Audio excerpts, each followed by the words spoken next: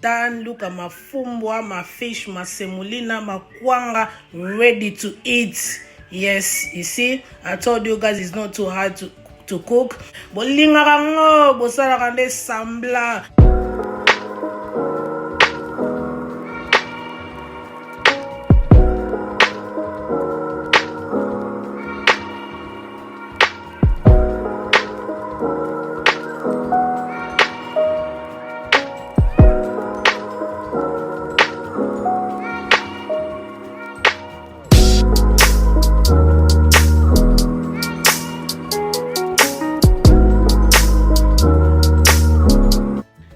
Everyone, welcome back to my YouTube channel and welcome to the new video. If you are new here, my name is Anita Mavita. Please guys, help me to subscribe and give the video thumbs up. It helps a lot. Mbote na biyo nyo suba fami soke zamba no liboso tala ngai kombo na ngai ezali Anita Mavita. Pardon ede ngai partager, liker, commenter, s'abonner yangwana esalaka ba video na biso malamu. Merci. Thank you. In today's video, I would like to show you how I cook my Congolese food. This is one of the favorite food in our community, Congolese. This is Fumbwa. I don't know how to cook this in English, but some of my colleagues tried already. You know how it tasted. Very nice. I always leave Fumbwa na ngai na zolamba lelo. And this is fish. And I'll put lemon on it. So this is all my season. You already know about this one. In my fumbwa, I'll use tomato in sauce. And this is dry fish. I'll use this dry fish. So in my fumbwa, I'll use 2 magic cube. And then in my fish, I'll use 3 magic cube. Na fumbwa nanga gocha 2 cube magie. Na Thompson nanga gocha 3 cube magie. This is Jimbo. Yeah, all purpose. This Jimbo. Oh, is a little Jimbo nanga gocha ila yango. This is ginger and garlic. That's the one I'm gonna use it in my fish and my fumbwa. O ezali tangawis na ai basangisa yango na osala yango na fumbwa na mbisi na ngai. This is oil. I'll mix these 2 oil together in my fumbwa normal ladula because I don't like to use this one a lot. So I'll put a little bit this, a little bit this. Na fumbwa nanga na sangisa mafuta ya oil na mafuta ya mbila pona linga kosala mbila ebelete. So this is peanut butter. I'm gonna use this peanut butter. I love this peanut butter a lot. Na fumbwa nanga na gosaila nguba oil. So here, this is hot pepper. This is hot pepper. I'm gonna use 1 in my fumbwa and 2 for fish. Mbisi nanga na gotaba pepi mi bale epi na gotama moko na fumbwa. This is mixed pepper. So it's yellow and orange. That's the one I'm gonna use a little bit to fumbwa and a little bit to fish. Oezali pilipili nanga ya jaune na orange yango na osala ndambu na fumbwa ndambu na Thompson nanga. This is onion. I cut them already just to save the time. So oezali matungu nanga na kata kyo deja pona ko garder kaka air. So I'm gonna eat kwanga. This is kwanga. I don't know shikwanga in French. Well, I don't know how to call this in English. There's no name in English anyway. This is my kwanga. I'm gonna eat it. Oezali kwanga nanga yango na kolia o ma people nanga nanda kubalia kwanga tingam na olia kwanga oyo. And this is semolina what. So now I'm gonna wash the fumbwa and start cooking. So I'm gonna wash my fumbwa first. I cleaned them already. Na pona ki yango deja. Suko ezaka na sokola ngona tokisa mo liboso.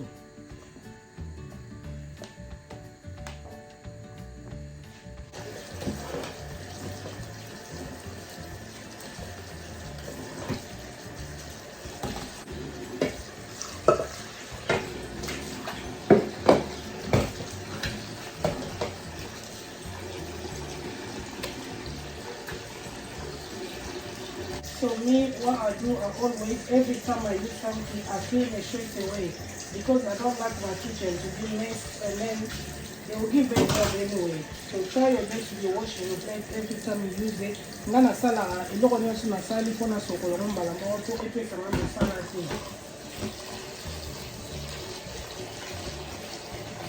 I'll start putting my food in the cooker to start cooking, alright? Siko na go tab low na ngona moto. Turn my cooker on, leave it this to cook. Okay, you need to cook this first. You need to boil this first So nangana tokisango na liboso okliki boy. So now I'll start cleaning my fish. This is my fish, yeah. This is my fish. I'm gonna start cleaning them. Also, gonna start to musa na ngai po na tango deja ba saisonnement, okay?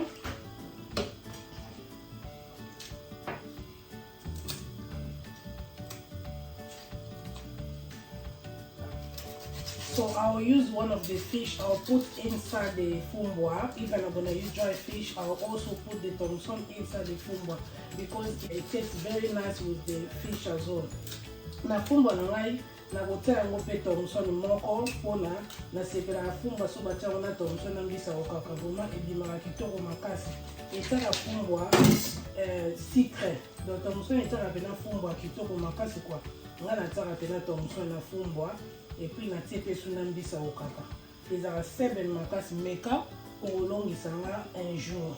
I'll take the head off because I don't need the head. I'll take the head off.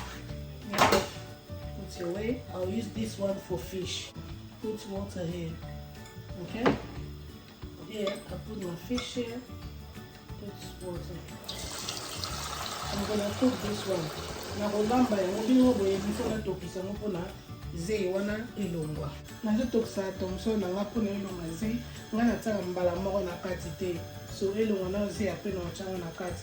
Yeah, I'm cooking this one first. Some people they put straight away, but I don't do that. I prefer to cook this first before I put inside my fumbwa, okay? It's there, it's getting ready. Okay guys, you can see our fumbwa is ready. Yes, it's ready. And then our fish too is ready. Ma famille bomoni mbisi nanga yango ebeli et puis fumbwa nanga na tokisi yango c'est bon. Siko na osani ni na okendo kosukola yango. What I'm gonna do now, I'm gonna wash it up, both of them, and then start putting the season and cook. Okay? You can see how hot it is. I'll put everything here. Okay, let's get it out. Yeah. Hot.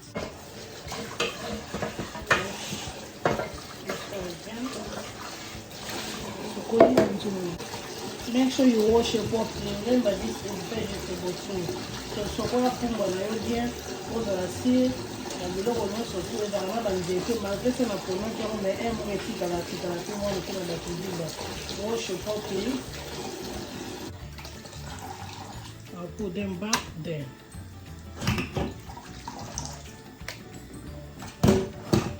Wash all your plate, everything after using. It will help you to relax when you finish cooking. You just sit down and eat. Because after eating, we always tired. Yes? So, kola ka basana moko tango sana mbala moko na kudini sana. Pota mtolia ka tezala tired. So me what I do, I wash every little plate I use it. I wash it because I don't want to have a lot of plates on it. After eating, we always tired. And then I need to go pick up my kid from school. So I have to do like this, put water. Okay. So this is the fish, all that thomson and I need to wash it now. Fish. Make sure you take all the bones. Yeah, don't eat with the bone. Kuliana ni kwate, umoni. Mama musala, make sure it's at it. So all the bone is gone. Put it there.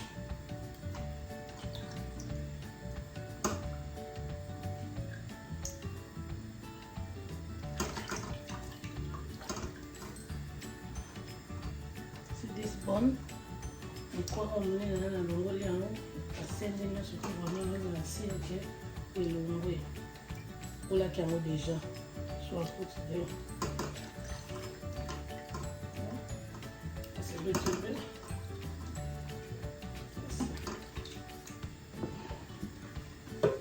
Onion, matungulu. Yeah, onion. That's mix orange and that. Put it there. Hot.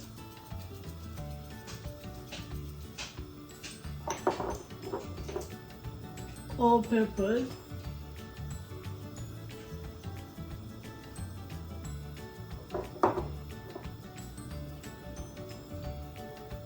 paprika,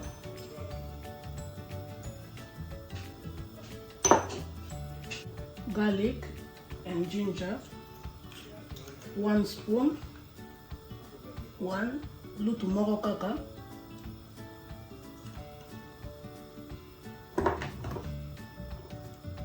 magic cube 2, yeah,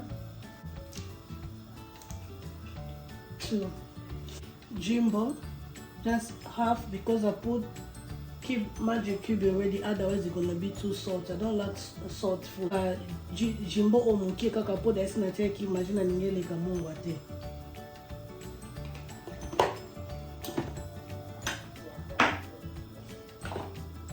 Peanut butter, nguba na nga yango yo.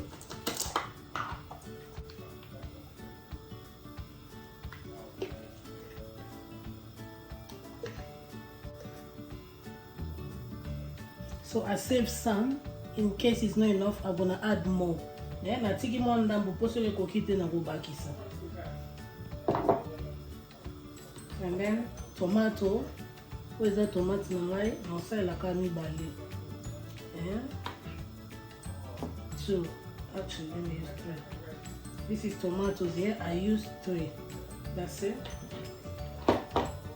So now, oil, sunflower,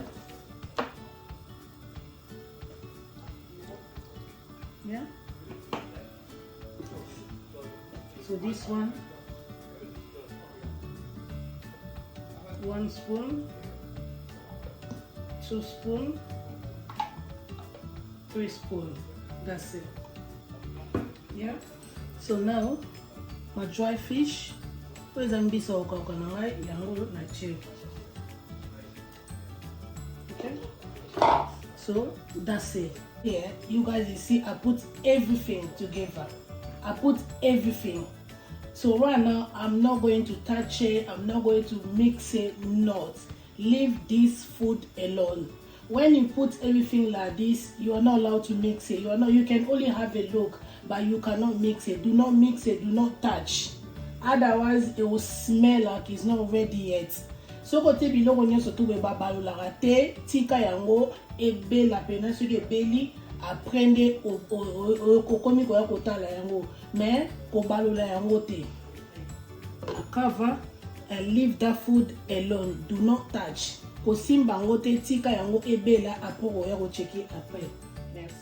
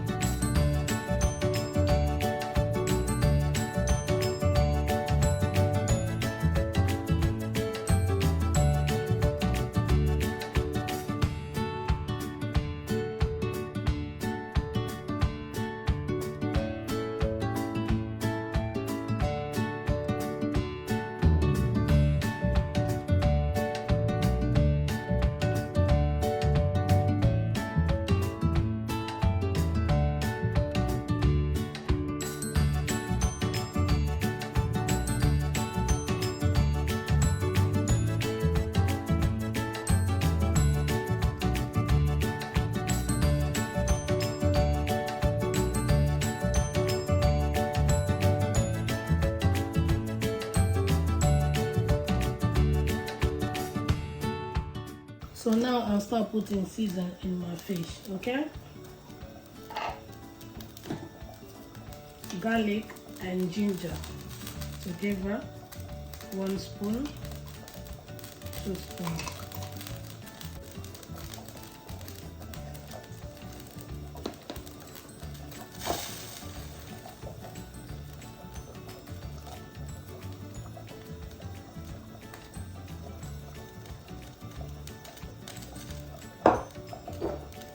Paprika,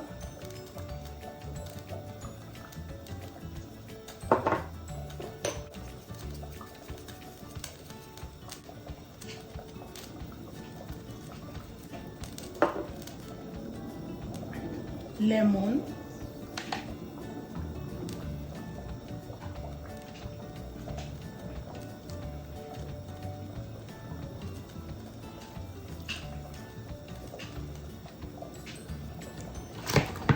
what you need to do now, mix it.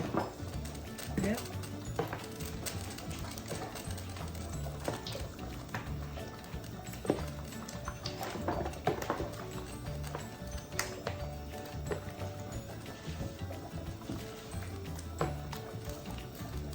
I try it. I need to add a little bit this. Na bakisi l'autre moko pona meki ekokite et puis na rota cube magic cube 1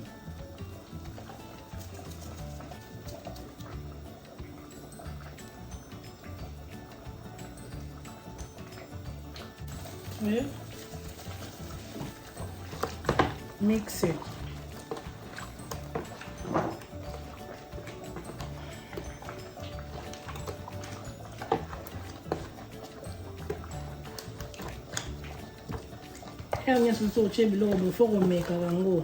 Il faut make a pour aux assir que ba saisonnement na yo ekoki faut ko make rango moninga na che ya mekim pona za assir que ekoti pona lingite mbisi bima après ezala ke ba saisonnement ekoti te tangawis na manani ro citron na ngape yo kani kitoko makasi otie citron na oti bompe na kati za ngomite moni mbisi na ngai moni saisonnement na ngadi na chango boy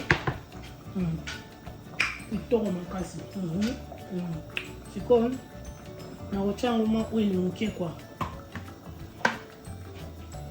add a little bit oil just to look nice. Yeah, guys, look at the sauce. It looks like ready to eat. Look at how ngeli but I think it's ngela boy Mbisi penasa pilipili bo sana na koka kolia ngote bo sana vraiment ba famille na koka te so na ke place mbisi na pilipili te na lia ate po na linga mbisi faut ezala toujours na pilipili sans pilipili na kolia ngote donc déjà bon kitoko makasi chaba saisonnement stubble. So as you put all the season, what you need to do, leave it at least for an hour, maybe 45 minutes for an hour, because you want to make sure that all the season go inside the fish. If you put it like this straight away, you cook, it's not gonna taste nice. All the season, the salt, it will be like outside. It's not gonna be inside the food. So that's why always leave it like this for 1 hour or 45 minutes.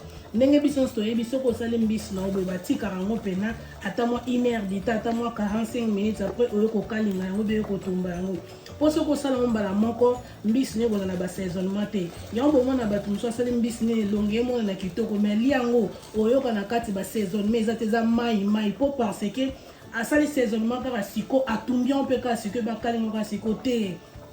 Tant ba maman na biso bande ko lamba soka sali boy akotika ngata pendant 1 heure d'ita 45 minutes pour alinga za la cirque saisonnement koti na kati kuna omoni azala pena si saison mais ko tipe mbisi ezala mai te donc il faut ko tika yango pena tika yango pena evandi boye na saison ma zwata na yo normalement na sala boso na lamuki na tongo eloko liboso so yabi na sala mbisi na sala na mbisi na tika yango evandi mais le tema na zaki moi un peu busy yango na donc nde na zabo na otika na ngango na otika ngata pendant 1 heure de temps pour na za bezo ba saisonnement na vraiment ekota pena na kati ekota penza ekuta na kosala sauce na toujours lia mbisi oyo kwa pena ke tomsono elengi bato balia batomsono nga baebi tomsono nga pena pona tika kango ba saisonnement nga ekota donc soko tiki te osali bon o end up ya osuka ne ba tomsono mona tomsono kitoko ne longi mais soko meki ngo boyo kango mai po parce que saisonnement eza likolo kaka ezaka na mbisi boy saisonnement ezaka likolo mais na kati ya musuni ya mbisi saisonnement ezate donc do not do anything, leave it at least for 1 hour or 45 minutes. So look at our fumbwa. So now I can mix it because fumbwa, when it start getting ready like this, you need to start mixing. You see, I can mix it and then tant fumbwa comme boye, oko balula un peu parce que nous à la cirque ezozikate moni.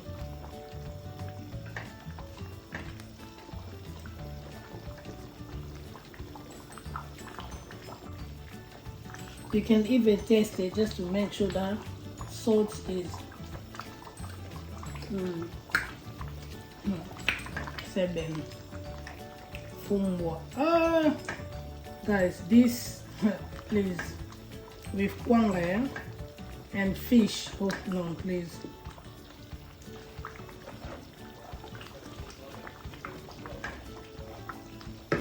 So what I'm gonna do it, leave it. And I'll come back again. I'll take a little moto. I'll put the fire a little bit down. Dimne moto po ezikate. Na dimne moto. Obina baloba fumba mabaku yango, mabaku. Uche musape vindite.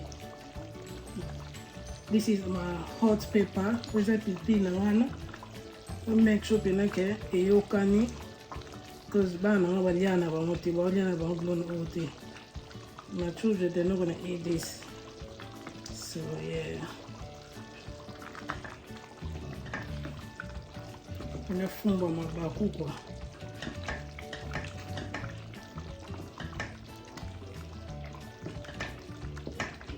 Julia, you see how to cook fumbwa? You are the one who love our fumbwa so much, Julia, my colleague. You see, this is how to make fumbwa, yeah?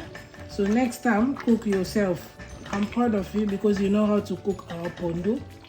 Well done, Julia. So now, learn how to cook fumbwa. And next time, I'll show you how to make taba. Yeah, because you love taba so much.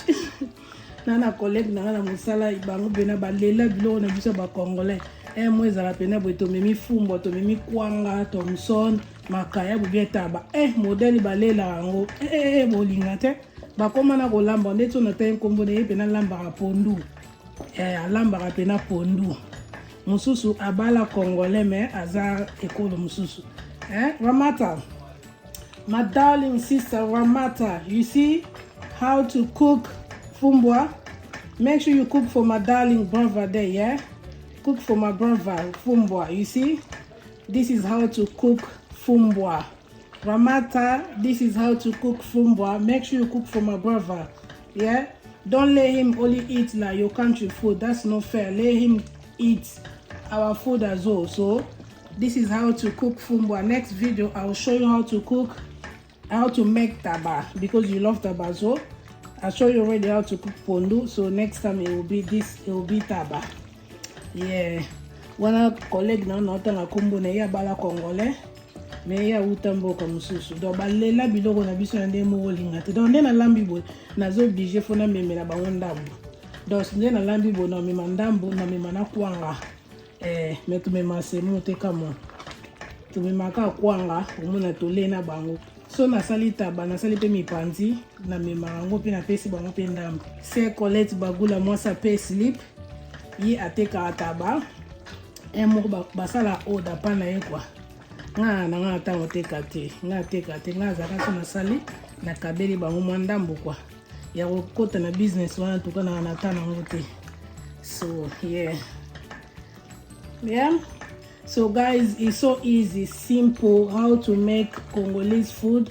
As long you follow step by step, you will cook. I'm telling you, it's so easy to make our food. Special Fumbwa is not that hard. Even pondu is not hard. As long you put everything needed, you will be fine. Trust me, you will be fine. We're all African, so we need to try different food from different countries. So ba famille na zo ibisa ba ngara ke kolamba Fumbwa, kolamba pondu, kolamba blo na biso ba Congolese za na grave te. Soko ebika blo onin ofocha ezaka na problème te. O teka rapport secret ya kolamba ezali surtout na bana na biso ya miki o you are learning, especially our young kids, yeah. If you want to learn how to cook properly, you want your food to taste nice, that it cook well, follow us in YouTube or follow what your mom told you. Make sure you put everything what he need to be, like special like pondu you have to put everything all together. Pondu for tango biloko nyoso tu. Apo tikiango e o cook. Fumbwa the same thing, you put everything, you leave it e cook. But beans no. So next time I'll do the video how to cook, not how to cook, how I'll cook my beans. Yeah, it's so easy. It's so easy how to cook. As long you follow the step, you will be fine. Donc bison to ebi ko lamba ezaka na mamba problème te zango ka création no mo na cuisine ninge yo mo ka ko lamba bloko na o tiende ti bloko ka pondu ngai nde na mona mama biso ande ko lamba kuna atbande ko cha mama sunda banda o lamba a o chene biloko nyeso tu atiki moto nde ebelisa yango moto lamba paye aya ko checker Fumbwa peza ndenge mo me madesto ebeza bongo te. Donc soko te biloko no jamais ekozalaka na sola mobeso kozala pe pressé ya ko balola biloko te.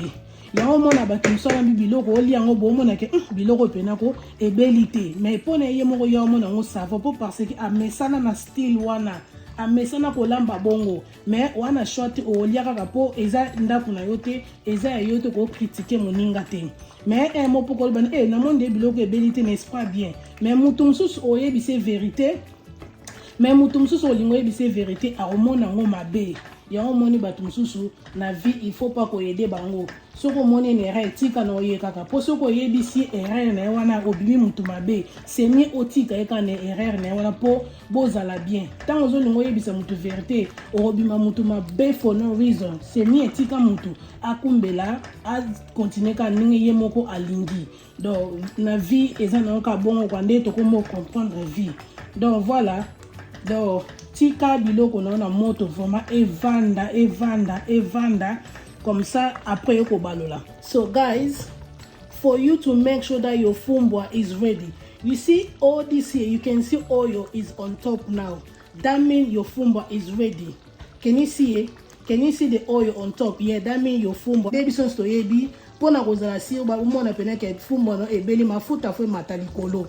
Soki mafuta mati likolo we seke Fumbwa na ebeli. Soki mafuta mati te seke Fumbwa na ebeli te. Yango mona batu musu balambi Fumbwa, mona mutalambi Fumbwa che na sani me mona mafuta te Fumbwa ne bela kite. Alongola ki yango avant. Donc Fumbwa pena na originalité na ndenga na yebeli ba mama na biso bande ya kolamba. Soki po ebela fo mona mafuta fo mata likolo boy. Yango za sieke Fumbwa ne ebeli. Ezala kwa chakamade speza raboy. Soki po mona mafuta mati likolo seke ebeli. Donc to make sure you cook your food, take your time, make sure your food cook well.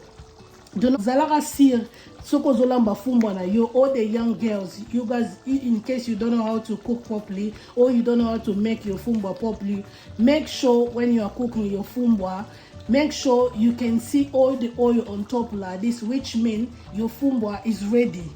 If you did not see the oil like this, that means your Fumbwa is not ready yet. So be patient, take your time, cook your food Fumbwa.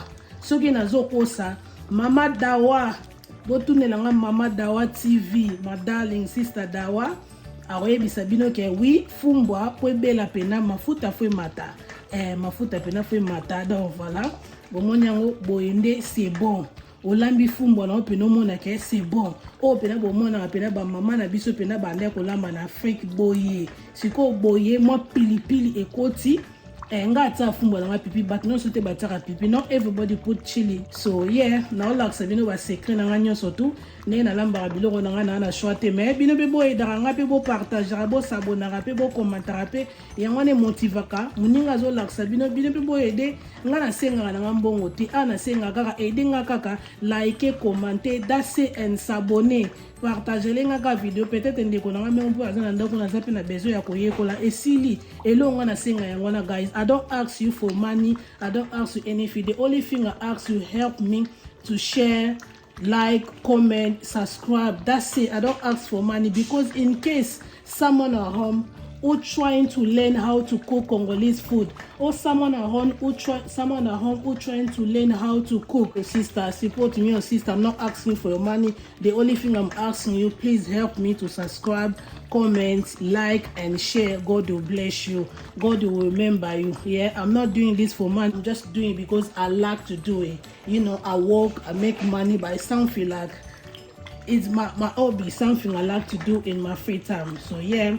Donc eze lo moka kabwe na sala ngopo na mbongo te soki na koma mutambongo te na sala na ngoka juste po ezake loko mona lingaka na sala yango moninga na yedaka na sala na marque moka ka ya ko aider ya ko baksaka moi un plus you know na vie ya batu kwa. Donc voilà ezake lo mona ninga sala na ngapo na ko esala ngaka bien quoi. Donc voilà fumbwa na nga ebeli. My fumbwa is cooked and is ready to eat, so there's nothing to wait here. There's nothing to waste. So that's it. My fumbwa is ready. So guys, now I'm going to make sauce for my fish. Yeah, my fish, I don't like to eat my fish without sauce, without chili sauce. I can't. I don't like dry fish. I do eat dry fish, but I don't like dry fish. I like my fish to have sauce on it. That's me. Fish, chicken, anything. I don't like to eat dry fish. I don't like to eat dry food. I like my food with sauce. So right now I'm gonna make my sauce. Now also la sauce na ngapo na mbisi na ngai nga vraiment na linga mbisi na ngai eza na sauce. Mone to tsaka ba sauce na oli kolwa na linga bon na ngolia mbisi teke zaka ya kokauka bon. Na rolia na ngai me eza la vite fait. Emzuka na leka mukeka na meki. Mais tema opena na olamba po na ndako il faut eza na sauce na linga biloko kokauka pena te. Oyo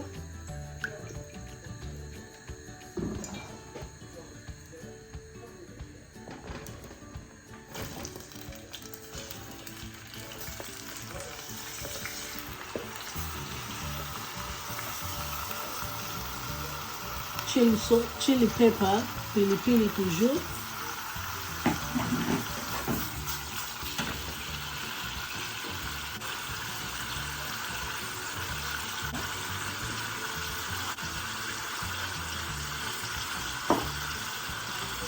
And that's it.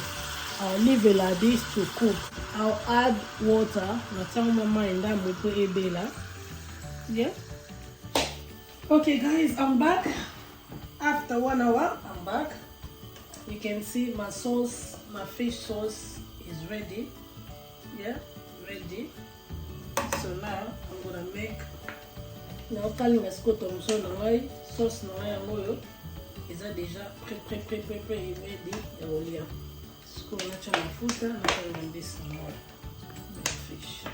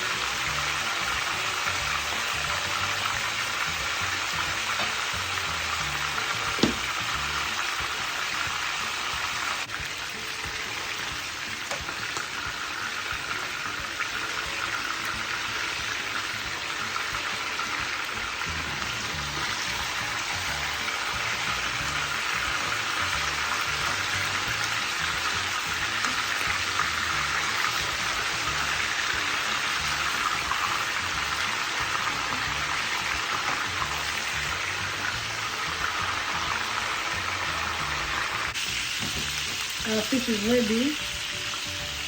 Comme ça, on a mis très bien dans le rôle. On a mis pena ezika makasi te donc on a ezika te et belle la pe makasi te donc it's soft. I like it like this. Not to overcook. No, I don't like my fish to be overcooked. And then this na e belle la pe makasi te. Is a more soft. So keep makasi te.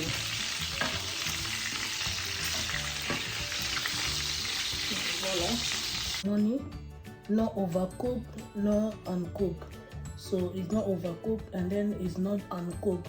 My fish is ready. I like my fish like this. You know, it looks very presentable. Yeah, my fish. And this na money belly ezikite a belly bien. So now I'm gonna put my sauce on it. Yeah.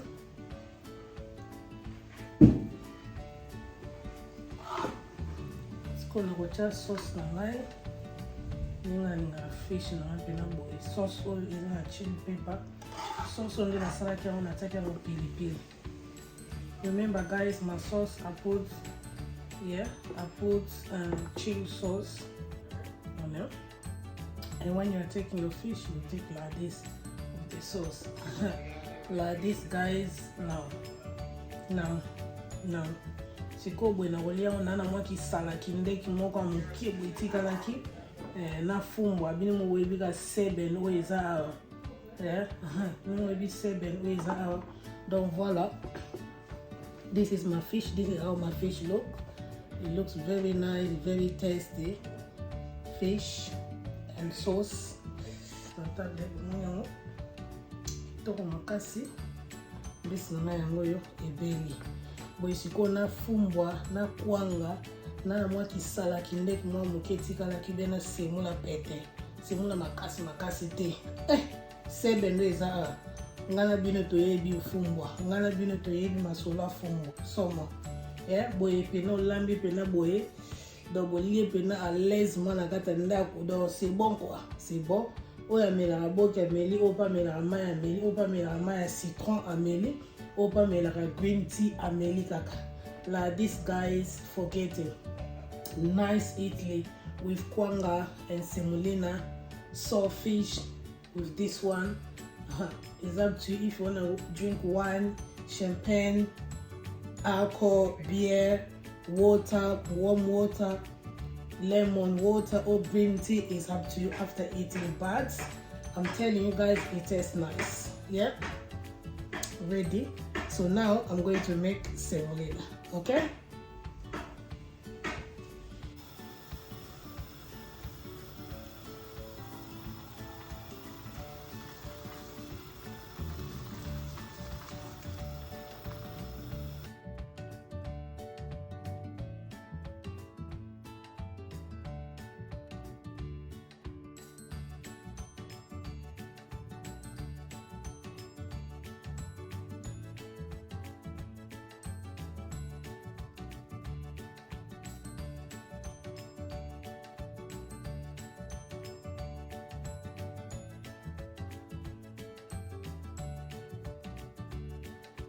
Hey guys, I'm done. Look at my fumbwa, my fish, my semolina, my kwanga, ready to eat. Yes, you see, I told you guys it's not too hard to cook.